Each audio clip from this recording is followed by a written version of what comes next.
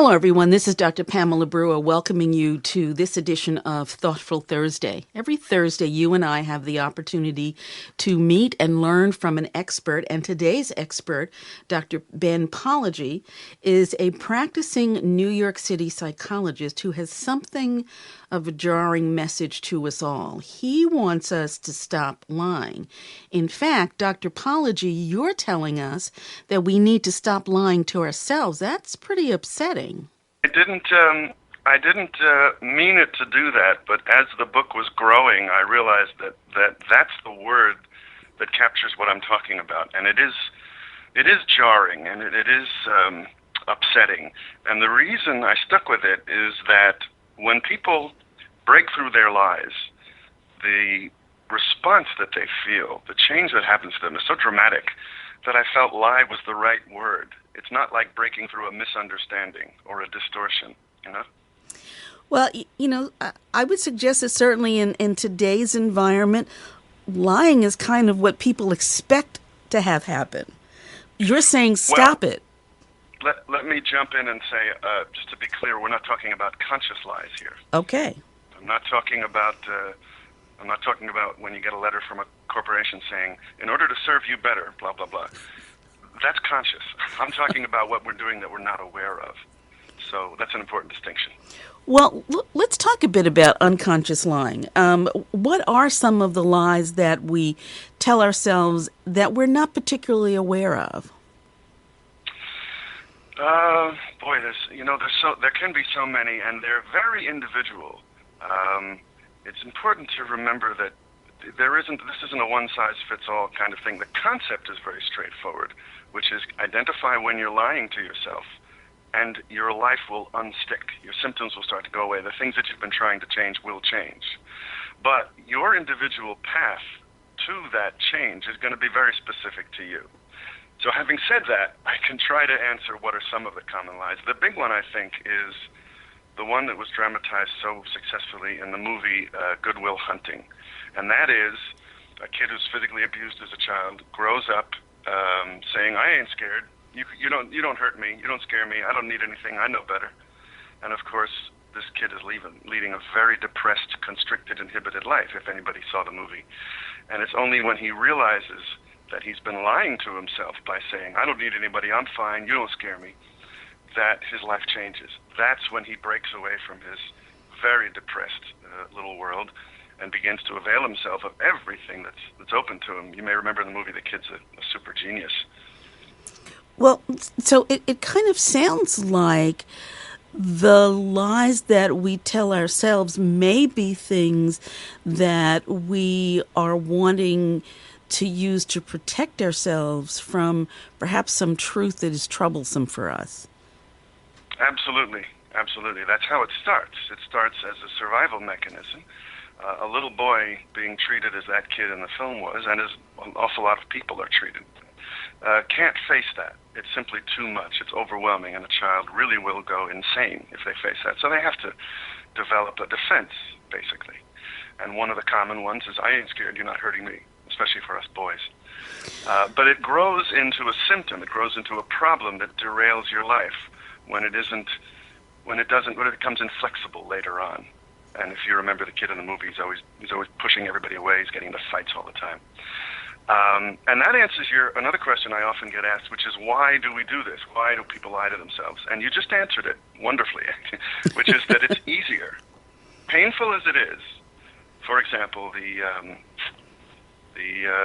person who comes to my office and says, I can't stop obsessing about blah, blah, blah. I can't stop being indecisive. I can't make up my mind about this or that. Painful as that is, it is less painful than facing what really hurts. And there's some good examples of that in the book, right in chapter 1. Possibly within the first 20 pages you get free on Amazon as part of the free sample. The idea of lying to oneself, it's just so fraught, as you've already indicated. Because, many people are brought up to believe that lying is a bad thing. Many people are brought up to believe that lying is a useful thing.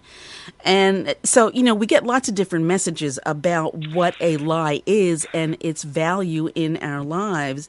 And what you're clearly saying up front is there is no value to using this tool that, in fact, we may have been using for much of a lifetime. Wow. I think I am saying that. Almost. The one exception that leaps to my mind is I've worked with a lot of actors over the years, and the young actors who are trying to become actors in New York City, the chances are so astronomically against them that I think if they were completely honest with themselves, they'd never try.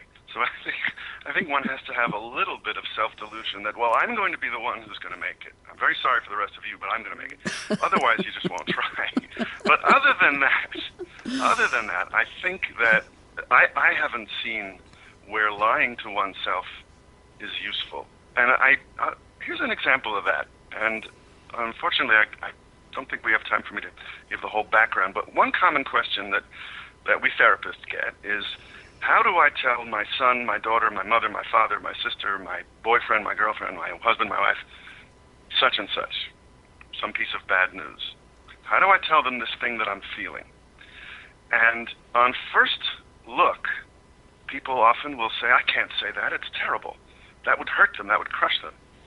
And so what I say to them is, all right, so if you were to tell the whole truth, or saying something like, leave me alone, you're driving me batty, is not telling the whole truth, because further truth is that you don't want to hurt this person and that you know that they don't really mean to be a pain in the butt. So can you try saying it again without being as aggressive as you don't really want to be? So gradually we wheedle it down to what is the full truth of what you want to communicate to this person. And lo and behold, that's the answer. I don't have a magic thing for you to say to your 6-year-old son about something that's terrible that happened. You know best what to say to him, and it really will be the whole truth, bearing in mind that that truth includes what you know as the parent a little 6-year-old boy can and cannot understand. So speaking in very general terms, I hope that made sense. It does. And, one of the things that I think about as you're actually explaining this is that many times, and I'm veering off the topic just for a half a second, so bear with me, but many times when people enter into therapy, there is the notion that the therapist is going to tell them what's right and wrong and what they should do and what they should not do. And what struck me about your helping us to go through the process of moving from I can't possibly to here's what I can do and here's how, is that you never at any time said to the person, well, you've got to do this. You allowed the person to come to what was true for them and what was comfortable for them. Absolutely. I mean, it's funny. I was just this morning I was running and I was listening to a Walt Whitman poem while I ran, and I heard a wonderful line about this, which is I can't quote the poem, but it was something about whoever writes a biography of me, how can they really have any idea who I am? And that's very true. The only thing I can tell you is something I know about 6-year-old boys in general, as you struggle to figure out how to talk to your son. But absolutely, I don't really know what's best for you. You probably do. There are some exceptions to that, but they're pretty rare. Most people who go to a therapist, there's a great analogy I give patients. What we're doing in therapy, and by the way, in life, this kind of change doesn't only happen in therapy. It can happen with good friends. It can happen, I think, a good stand-up comic who says, did you ever notice? And you realize that you've seen something 1,000 times and never noticed. You've been lying to yourself. You haven't seen it. Anyway, therapy I sometimes liken to standing at the mouth of a cave. And we're both standing there. Now, I don't know what's inside. But what I can tell you is when you're avoiding looking inside. Gotcha. That's resistance, the psychoanalysts say. Mm-hmm. So I can tell you when you're, for example, in the book, the example of Sandra, who's in chapter 1, was a woman who saw me for several years and at one point fell into a routine of saying, yes, I know what that's from. That's from this upbringing I had with my mother and my father and my cousin, or blah, blah, blah, blah, blah. So she kept saying, I know. And what she was doing was turning her head away from the dark cave. And that's all I could point out. And when she relaxed and just spoke in a way that was more spontaneous, out popped a memory. And here's where she was exploring what's in the dark cave. And the memory was one of real terror for her life when she was 8 years old. And that's what was stalling her and getting her stuck in her life and stuck in her symptom, not this stuff that she thought she knew. And so, long-winded answer to your question, yes, I don't know. I just know when you're not looking at the truth. But I don't know what the truth is until we get there. And I have to admit that clearly from a completely biased perspective, that I thought was a really elegant way to explain what therapy is and what therapy isn't. So thank you for that. Oh, the cave analogy. Thank you. I like that. I'm very proud of that, too. It sort of grew over, almost 30 years of doing this work. Well, it's useful. I have to confess I might steal it, but moving right along. It's in the public domain. Everybody's welcome to it. Okay. You say many things in Stop Lying, Getting Unlost and Unstuck in Your Life. And one of the things that you quoted, which really surprised me, was a University of Toronto study that showed people lie within 3 minutes of a social interaction and they don't even realize they're doing it. That's really kind of stunning. It is stunning, and it's much more common than people realize. If you sit around and talk with your friends late night, people will tell that story if they're willing to.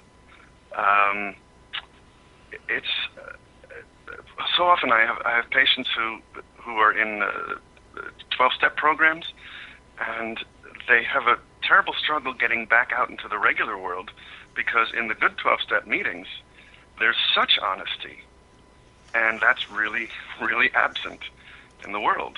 If you think of,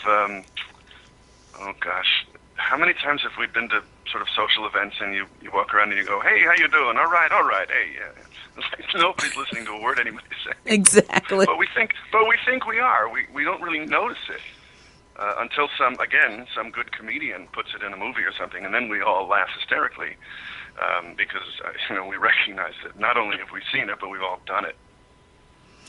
All right. So if it is true, and I'm not disputing the study at all, but given that it's true that people lie within the first 3 minutes of a social interaction, now it kind of starts to feel a bit daunting. I mean, if we're lying sort of routinely on a regular basis, oh my gosh.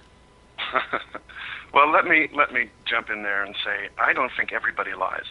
I think there are people who are okay, and I don't.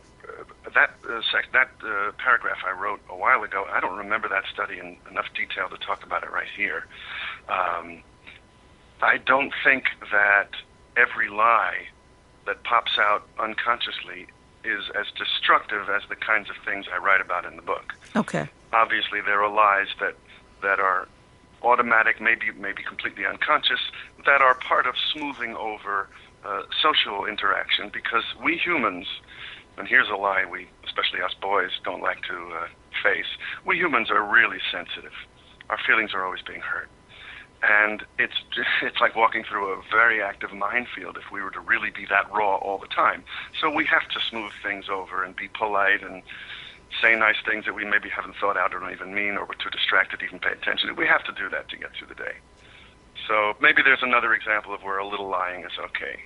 Okay. By the way, here's another one, and I don't have the reference. I can't tell you where I read this, but a long time ago, I remember reading a social psychology study that showed that people in successful long-term relationships had more distorted views of themselves and of each other than did people who were not.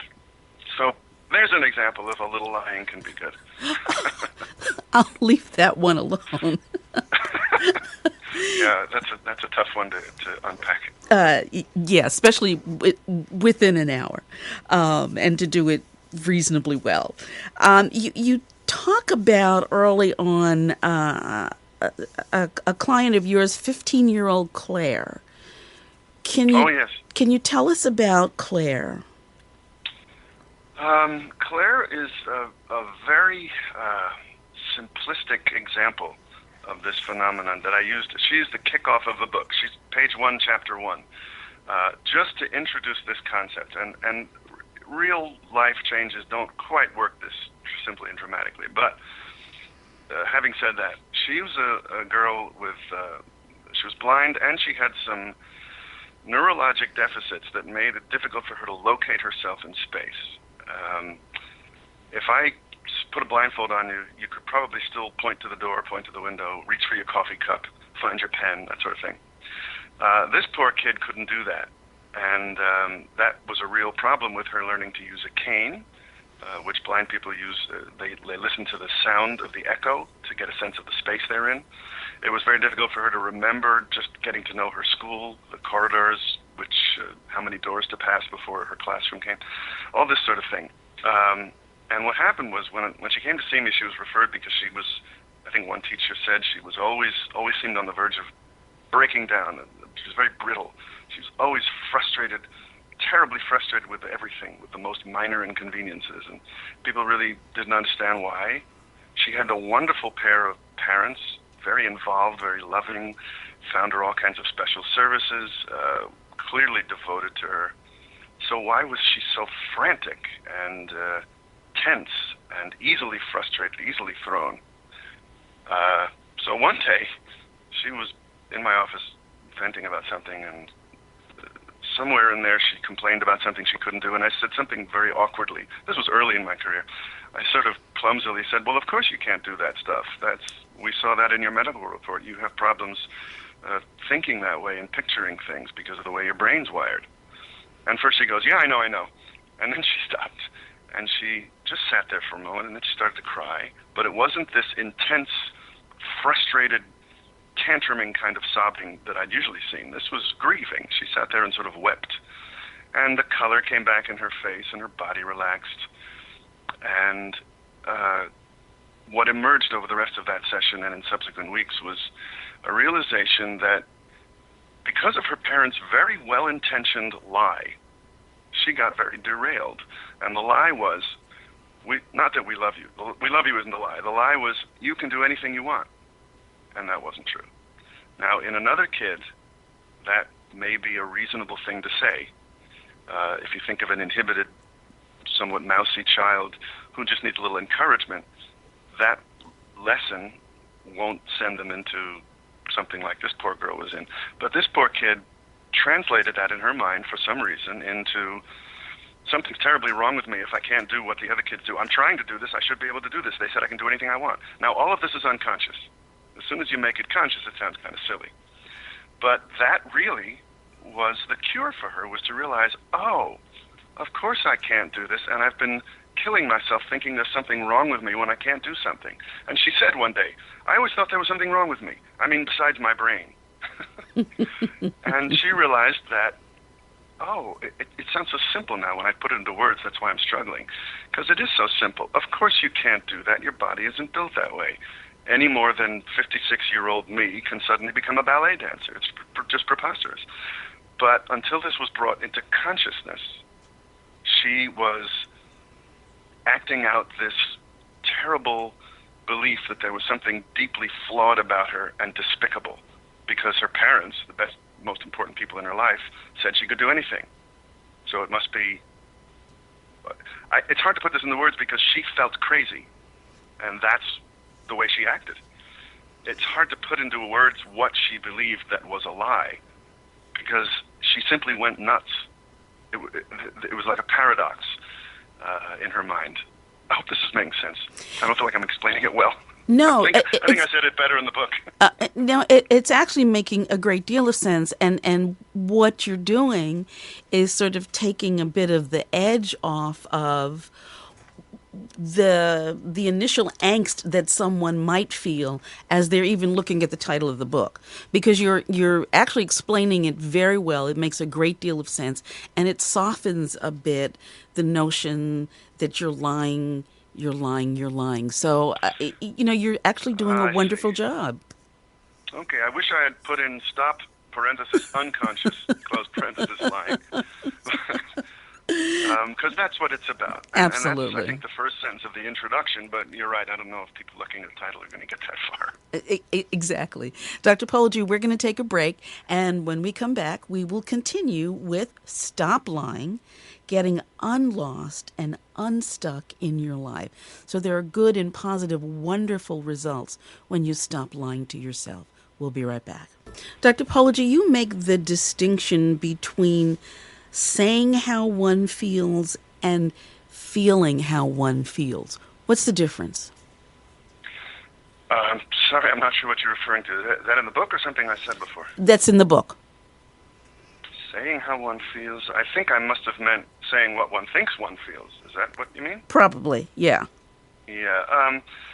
Right. Well, the example I started to give before of Sandra, who kept telling me what she thought she felt, versus the moment when she realized what she really was feeling.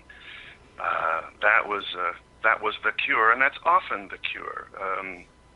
To go back to that movie I mentioned before, Good Will Hunting, the cure for the kid is when he stops saying, yeah, I know my father was an idiot, and it wasn't my fault that he beat me, to the therapist who keeps getting into his face saying, it wasn't your fault, it wasn't your fault.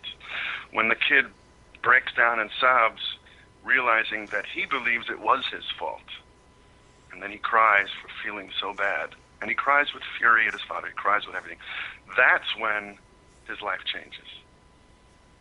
Sandra, too, was saying, I know what I feel, I know what's going on with me, I know what's wrong with me, I know why I'm acting this way, blah, blah, blah.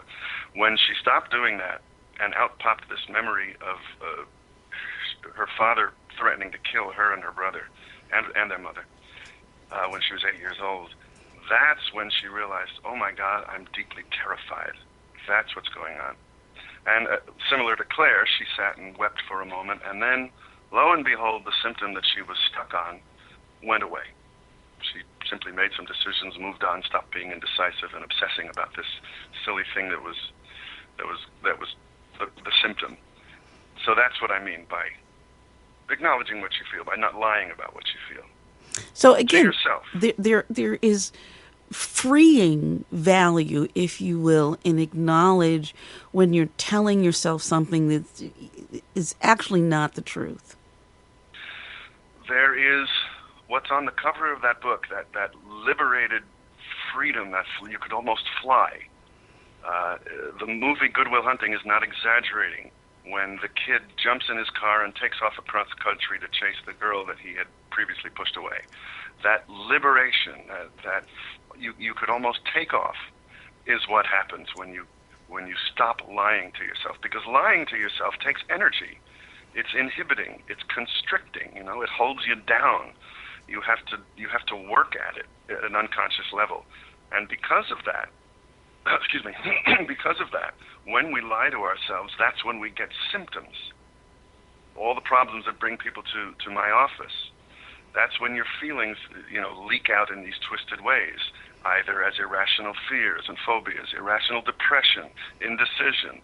That's when we behave in ways that are so counter to our better judgment. That's when we chase the wrong people and abuse substances and drink far more than we want to, and get involved with domestic violence as victim or perpetrator. I mean, all the things that go wrong really, I believe, happen or are perpetuated because we're not detecting lies that we're telling ourselves. And that's why psychotherapy gets stalled, too, as we saw with Sandra, again in the book, when you can read about it at more length. She was stuck for a while in therapy. We weren't getting anywhere for a few sessions or possibly a couple of months until we broke through to the lie she was telling herself, and then everything took off. You talk about cognitive behavioral therapy and mindfulness as essentially being the way in which one can approach exposing the lie. So even though those words are flying around in the world today ad nauseum, tell us what you mean when you say cognitive behavioral therapy, and what precisely is mindfulness anyway? Okay. Okay, great question. Excuse me. I'm going to go farther than that, actually. Not just those things that you just mentioned, but just about every kind of psychotherapy that exists or ever did exist. I'm not kidding. Every single one, with very, very few exceptions, works by exposing unconscious lies. They use different language to explain that, but that's what they're all doing. And even something called bioenergetic analysis, which is a branch of psychoanalysis that works almost exclusively with the body. There's very little talk. You do exercises and you take postures and you make vocalizations, nonverbal ones, just screams. And even that, if you read about it or see lectures on it, they're exposing unconscious lies. So they all work that way. Mindfulness, for example, the one you asked about, mindful eating, for example, is a good exercise for people who struggle with food problems. And all it is, when you boil it down, is eating without distraction and as slowly as you need to, so you can be completely focused on what you're doing, on what you're physically doing, and on what the sensations are, the flavors, the textures. And lo and behold, people discover, oh, I'm not hungry anymore, or, oh, I don't even like this food. And more important, they discover, oh my goodness, I didn't notice it because I usually eat so fast, but I'm actually feeling terribly, terribly lonely, or terribly, terribly sad, or exhilarated, and bursting to share it with somebody. The point is, there's a whole bunch of feelings that we were lying to ourselves about, that we were pretending not to, or trying not to notice, all at an unconscious level, pushing away. So that's an example of how mindfulness is breaking through lies. Cognitive behavior therapy goes back a good, is it 40 years now? 30 years at least.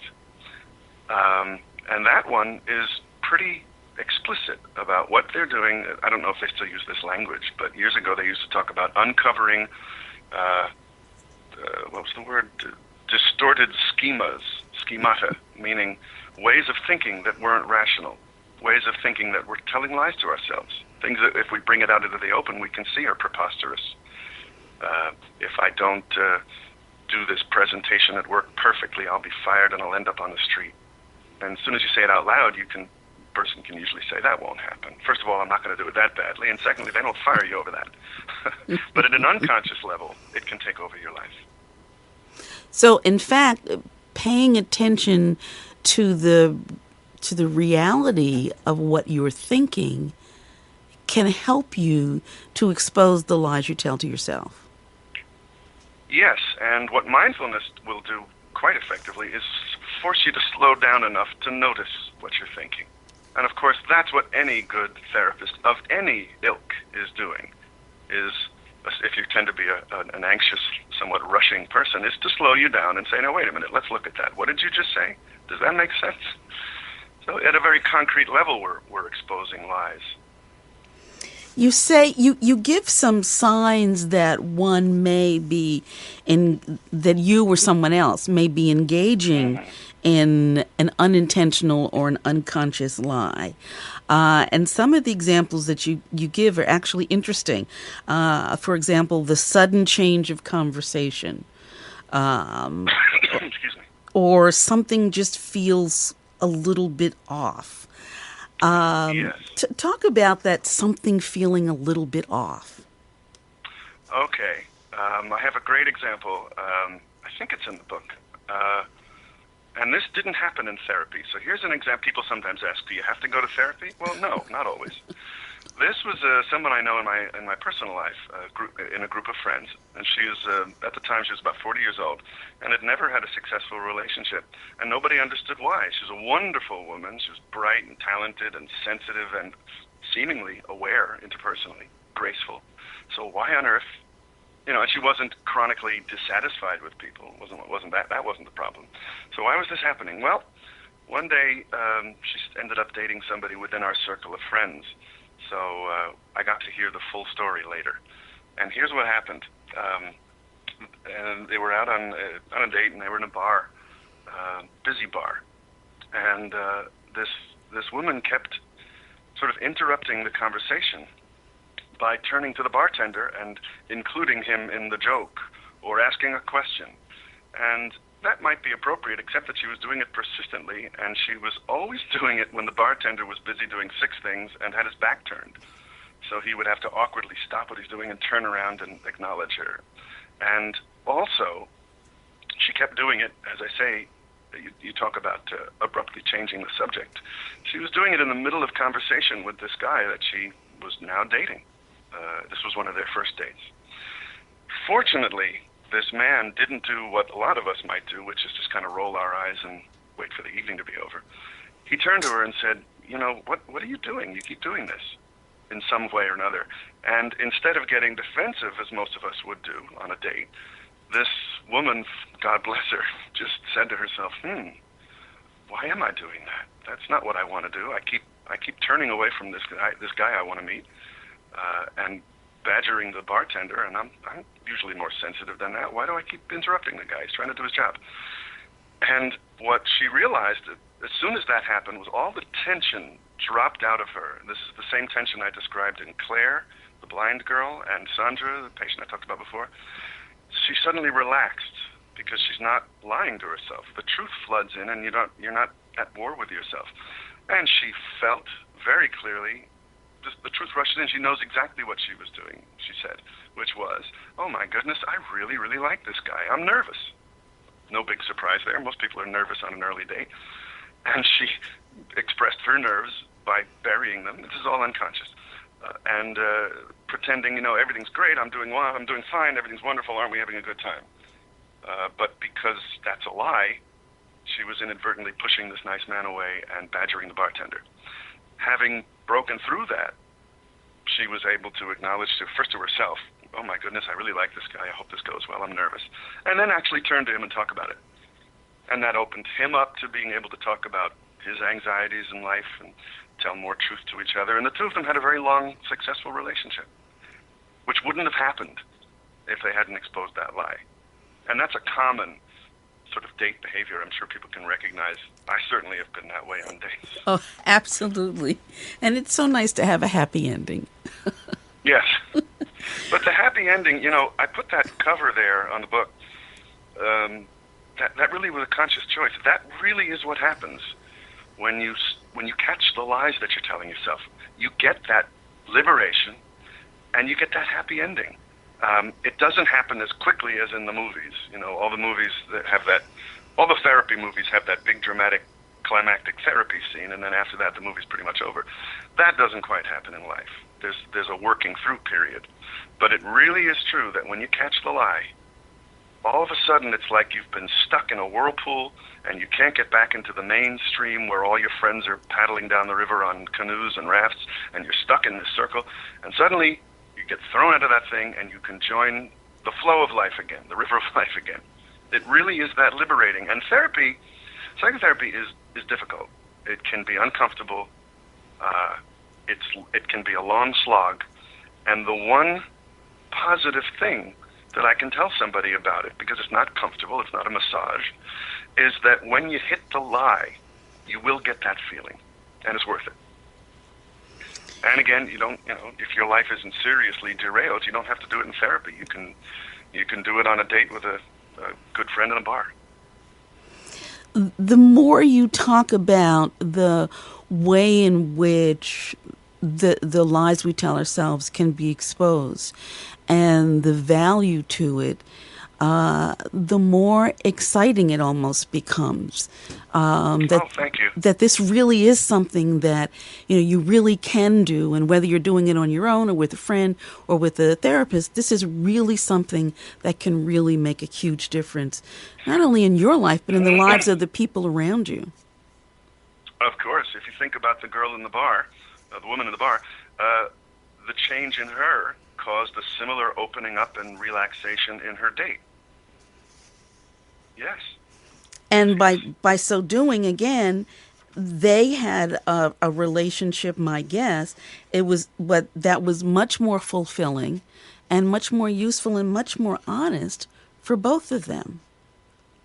It was wonderful to see. I mean, I lost touch with them. I don't remember why they didn't stay together. But again, who knows what goes on? Relationships are private. But they certainly lasted a good year, which is quite long, and were very close. And they remained close. They didn't separate and hate each other. That's a solid, enduring friendship forever. They're BFFs. Yeah, that really is a very hopeful example of what can happen when you stop lying to yourself. You become a better friend to yourself and to the people around you. Amen.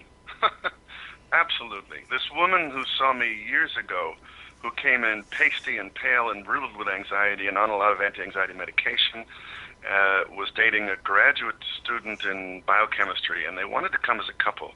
And very quickly it was clear that he didn't really understand what was going on. Everything was fine for him.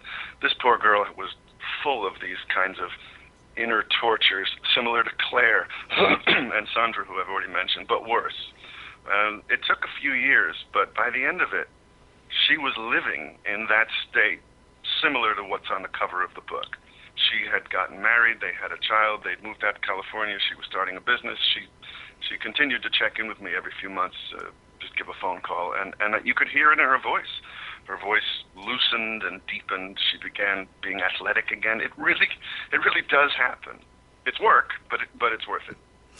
It absolutely is worth it. You tell us a story about a patient who called himself Bully, which Right. I thought was an interesting story. Tell us a little bit about Bully.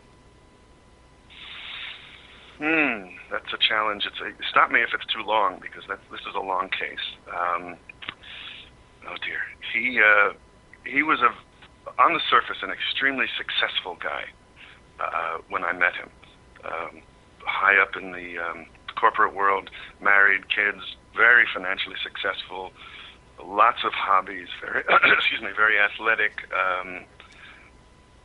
But he had come in complaining of anxiety problems, and he said, and here's one of the lies: I was fine until a few years ago, and then I developed this anxiety disorder. He'd done a bit of Googling and some research, and he thought he had an anxiety disorder. The truth is that he had been tense and conflicted and constricted all of his life, and it had always come out in smaller ways. I had a few sessions with his wife, and I heard, they had known each other for a long time, that she had always felt he was a simmering volcano, in her words, and she had even been afraid of violence at times. But he was so charming and so successful and such a great guy in many ways that everybody kind of pushed that aside. In other words, they all lied to themselves and said, oh, I forgot about that. I didn't think about that. He even forgot, until, months into our work, he had sort of forgotten that for many, many years prior to the development of his anxiety symptoms, he had had night sweats and awakened from nightmares that he couldn't remember, and even had these sort of dry heaves in the morning. It's a feeling that you're going to vomit, but nothing comes out. So he had a lot of symptoms. Colleagues and friends would speak very highly of him, but also say that there was something prickly about him, and something it was very difficult to get to know him. Interesting. Dr. Pology, we're going to take a break. Sorry. And when we come back, I ask you to tell us more about Bully, because already he sounds like a very interesting dichotomy, if you will, between himself and himself. We'll be right back, folks. Dr. Pology, take us back to Bully. He really sounds like a character in a lot of ways. So he came to see me, as I say, thinking everything was fine, and then I developed these anxiety problems. Because what happened was, in his late 30s, or his early 30s, he started, what he said was, everything sort of lost its flavor. He began couldn't experience the pleasure he had previously or thought he had. And he tried spiritualism, he tried volunteering, he tried new hobbies, and it wasn't working. And he got more and more uncomfortable, and one day he slapped his wife, and he swore he'd never do that again, so they agreed to sort of timeouts. He felt himself getting very irritated at his kids and at his colleagues and employees, even though he knew that he knew he was overreacting. And then he developed, panic attacks and phobias, and that was, shortly after that is when he came to see me, saying, I have anxiety problems. So the first lie that you can hear is, I was fine. Well, he wasn't. Another lie is similar to what I've been saying us guys love to tell, which is, I ain't scared. This guy, too, Bully, had an abusive father, physically abusive, and a somewhat flighty mother, in his words. And he grew up scared, and he'd always been pushing that away. And he did it successfully at times in his life, and other times not so successfully, and therefore he got these phobic symptoms. And one of the lies that he told himself was, yeah, I know what happened to me, and I know that I don't trust people because I have an abusive childhood, blah, blah, blah. But what he was lying about what he was really experiencing, similar to Sandra. And the turning point for him, sorry, the turning point for him was when he managed to, it came out of nowhere, it's kind of the fun thing about therapy, is you really never can predict exactly how it'll happen. One day he suddenly found himself telling me a story that he had been telling for years, always as a joke, in bars with friends, about when he was 5 years old and his father took him to his job on a Saturday. And he just felt so happy to be out with the old man. No moms around, no sister, just him and the old man. He felt like a big shot. And then his father was in the other room or the bathroom or something, and the phone rang. And he vividly remembers the sight of the telephone and his father's voice shouting from the other room, increasingly agitated and angry and impatient. Answer the phone, just answer the phone, just pick it up, just press the button, pick it up. And he's a little 5-year-old kid, and he didn't know what to do, and he got more and more immobile. And he had always told this story as some sort of a joke about kids or something. And suddenly, he told it, and he stopped, and he sat back, and he said, he sort of said, damn, I was so stupid, why didn't I just answer the phone? And he said it with such aggressiveness, and both of us were sort of taken aback. And don't forget, Bully had his own kids. And he realized that's a preposterous thing to demand of a 5-year-old. Mm-hmm. And then came the further breakthrough of lies. You know, one of the lies is, I was such an idiot, I should have picked up the phone. He knows better than that. He knows that 5-year-olds are not that together. Another lie was, of course, I'm fine, everything's fine, my dad's fine, I'm fine. And another lie is, I'm not scared. Because what he realized was that he had been walking around it's hard to put this into words. This is why psychology sounds so silly on talk shows, I think, because when you say it consciously, it sounds so obvious. It's important to remember that these things all happen unconsciously. I have to tell you, though, you're doing an excellent job, so it's not sounding silly, at least to my ear. Thank you very much for saying that. So what he realized was that he had been walking around pretty much all of his life, afraid that at any moment he was going to be, again, immobilized with indecision. And if anybody has had this feeling, it's one of the most awful feelings you can have. Feeling completely worthless and, what's the word I'm looking for, immobilized, indecisive, incompetent, helpless, and the most important person in your life, the model for what you want to be, is screaming at you that you're just in the way and you're awful. It's the worst feeling in the world, and he had been carrying that around in various forms. And I forgot to mention, when he was very young, he was himself a bully. That's why he gave himself that name. He got in a lot of schoolyard fights, and he would always remember this weird sort of twisted pleasure and disgust, a mix of both feelings towards his victims. And that was the feeling he felt from his father. The pleasure was the sense of pushing away all that feeling of being helpless and worthless and immobile by being active and being a tough guy. And the disgust was his disgust towards himself, the disgust that he felt from his father in that moment. Now, all of this got pushed away into unconsciousness. I like to call it shunted out of consciousness. Until, for some reason, in that therapy session, he was telling the story, which he had told 100 times, but suddenly the feeling surfaced back into consciousness, built up by all the work we had done. And that was when he realized how scared he had always been, how hurt, how ashamed, deeply ashamed, I don't have the words for that, how ashamed he felt of himself. And that's part of the reason he was such a super accomplished guy. And, of course, how angry he was at his father for making him feel that way. and how angry he got at anybody who made him feel a little bit uncertain. And that was the moment when he slapped his wife, because in our close relationships, we are at our most helpless at times.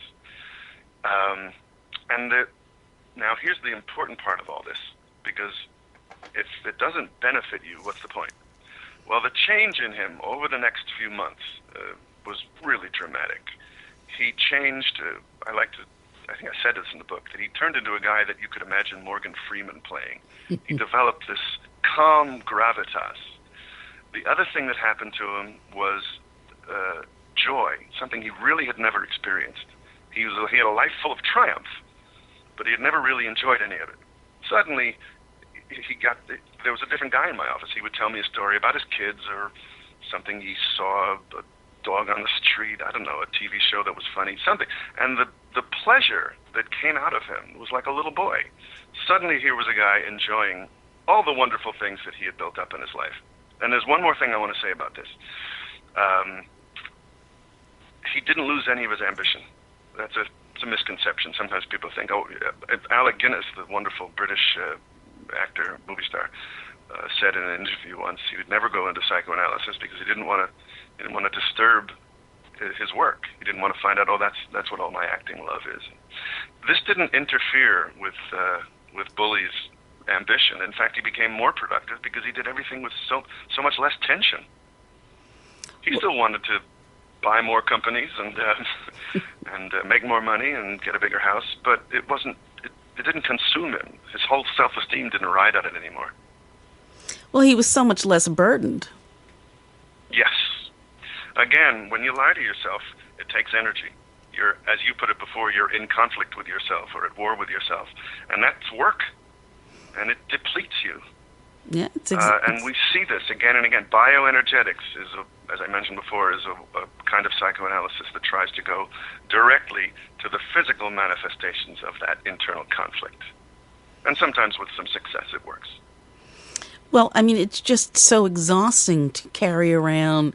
It's almost like carrying a boulder around, and the larger the lie, I think perhaps the heavier the boulder, if that's what you're doing to yourself. Again, in an effort to protect yourself. Beautiful analogy. The one I give patients is, you're carrying around something, and because you've been carrying it around all the time, you often don't notice it's there until you take it off, because it feels normal to you. If you've ever been hiking with a backpack, you know that feeling of you forget the pack is there until you take it off for a lunch break, and suddenly you feel like you could fly. But make no mistake, the pack is there. It's wearing down your knees. It's wearing down your ankles and your hips. It's taking a toll. Even though you're at a conscious level, you may not notice it anymore. Yes, these lies weigh you down. And we all know people, and if we're not one of them ourselves, we all know people who we can see the burden that they're carrying. We can feel the tension as they just walk through the room, as they just move through a conversation. And it can be heartbreaking. I remember poor Robin Williams, years ago when he first became a success. I was a little kid, and I saw him on a TV show, and he was on a talk show, and he was sitting there. He was a mega success at this point. But he was pasty and pale and sweating and so uncomfortable, and you just wanted to grab him and hug him and say, you can relax. Everybody loves you. You've made it. And that poor guy was carrying a lot of inner conflict. Indeed. And you know, what's interesting in your description of bully is that that's such a universal experience for bullies, that they in fact have been bullied in their lifetime, and they do their own lies to themselves, and they turn around and give it to other people. And yes, the conflict he had with his victims, if you will, is such a similar conflict for many bullies, if not most of them. I would say just about all. I've personally never met, I'm 56, I've been around a long time, and I've never met anybody, and I've met bullies, who didn't impress me as compensating. Mm-hmm. People who are genuinely comfortable with themselves. It's not that they have no need to bully, they don't want to. If you look at children who are comfortable, little kids I'm talking about, who are not being abused or mistreated, their natural tendency, their natural state is to reach out and share. It's also to grab for the toy and to do it recklessly. But as soon as they have the toy, if they've punched the other kid to get it, they're usually sorry. I'm talking about a 5-4-year-old. Right. So there's a strong natural inclination we have to connect, to make friends. Even, there's a series of photographs that were circulating the internet for a while. Polar bears are one of the most aggressive mammals. One of the reasons is that their food is very scarce. But there was a guy who was up with his huskies, dogs, up in the Arctic or someplace, and the dogs were tied up, and a polar bear came along, and this guy didn't have a gun, and all he could do, you can't fight a polar bear. So he quickly pulled out his camera and started photographing, and the polar bear played with the dogs. And it was astounding. And the lesson there is, if animals are fed, their natural inclination is to connect. And we are animals. We're human. Us humans are animals. So I've never seen anybody bully, and I've never been bullied by anybody that I didn't look at and realize once I got to know them, oh, yeah, I get it. They're feeling fragile, too. And I mean, we could just have a whole conversation about bullying, but we're not going to do that. Although I'm tempted, but I'm not going to give in to that temptation.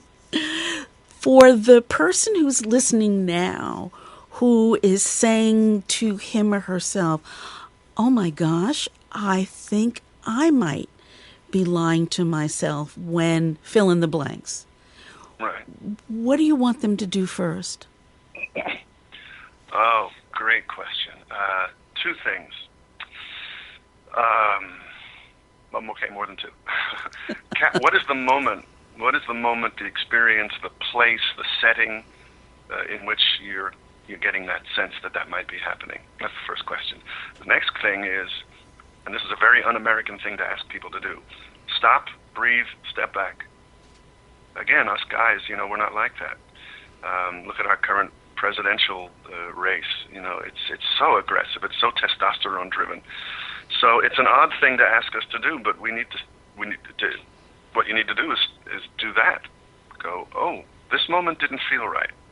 Similar to that friend of mine in the bar I told you who was confronted by her date. Why are you doing that? And she did step back and breathe and say, why am I doing that? That's not what I mean to do.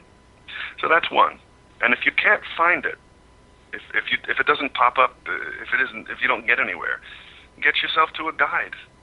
A guide, of course, can be a psychotherapist of some sort, but it doesn't have to be. Good friends are wonderful for that. I was in a band years ago, and I remember we were at rehearsal, and I don't know what I was asking, but I asked it repeatedly. And I remember the bass player, just very offhand, said, come on, Ben, it's getting annoying. And the directness, the simplicity of that made me realize immediately, in the moment, oh, I already did get an answer to this question 6 times. I'm feeling anxious. I'm very anxious. I must have been anxious about how will this look in performance, or am I going to look stupid or something? And I was, like an anxious person, I was asking for repeated reassurance. But the lie was to be saying, hey guys, I need to ask this. No, I didn't. I'd already asked it and been answered. The truth was, oh my goodness, I'm really anxious. And that was a lie that I would tend to tell myself because I've been a performer all my life. So I tend to think I'm very comfortable on stage. You can't make me nervous.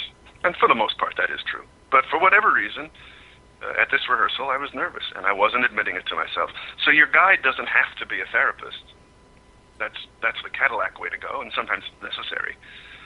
But the truth can be anywhere. One of the things I tell people, patients, to pay attention to is anything that grabs them, positively or negatively, in a surprising way. The dog food commercial that suddenly brings you to tears. In fact, in the movie Analyze This, Robert De Niro, the mafia guy, is brought to tears by something still silly on television, and that's one of his breakthrough moments. The moment that tickles you, that you find yourself laughing about in memory again and again. Obviously, some truth is being touched that you haven't paid attention to. That will tell you something about you if you can find it. And it doesn't always have to be a symptom something very painful that's really hurting your life and inhibiting you and causing discomfort. It can be something small. When I was a little kid, I used to love the TV show The Odd Couple, and I had this vague sense, even then, that there was something odd about my devotion to it. And years later, I had a girlfriend who told me I was fussy. And fortunately, I didn't get defensive. I realized, oh my goodness, she's right. And a little bit later, we were talking about The Odd Couple, and I realized that was the unconscious tickle that was going on with that TV show, because I had always thought that the Odd Couple is about two middle-aged men, one of whom is kind of fussy and pompous and fussy and pompous. And I had always thought, I'm not fussy and pompous. Well, yeah, I can be. Surprise. and more important than the behavior can be fussy and pompous, I can feel like a person who's fussy and pompous, meaning I can feel fragile and shaky and uncertain and desperately sort of trying to cover it up and hold things together. Yeah, and that was, she didn't break up with me because I was fussy. She loved me. But yeah, I can be that way. And more important, I have those feelings in me. And to bring us back to where we started the interview, it's when we uncover the lies we're telling ourselves about what we're really feeling. That's when we get liberated. When the kid in Good Will Hunting stops lying to himself my father doesn't hurt my feelings, and he admitted that I believed my father when he said I was a worthless so-and-so and deserved to be beaten. When he acknowledged that that's what he believed, that's when he got liberated. That's when his life took off. Dr. Pology, you have really created a manual, if you will, to help us all take a look at what we say to ourselves and when and why. And for that, I absolutely thank you. Give us your web address.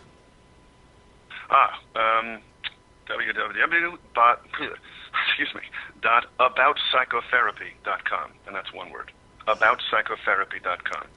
And that's the easiest way to find the book as well. Sounds terrific. And by the way, I think that is really a wonderful site. So I'll just encourage people to take a look at it. And folks, Dr. Pology, thank you again for spending time with us. I think I should pronounce your name correctly. Dr. Pology. Thank you for spending time with us today. And folks, thank you for joining us on this edition of MyndTalk.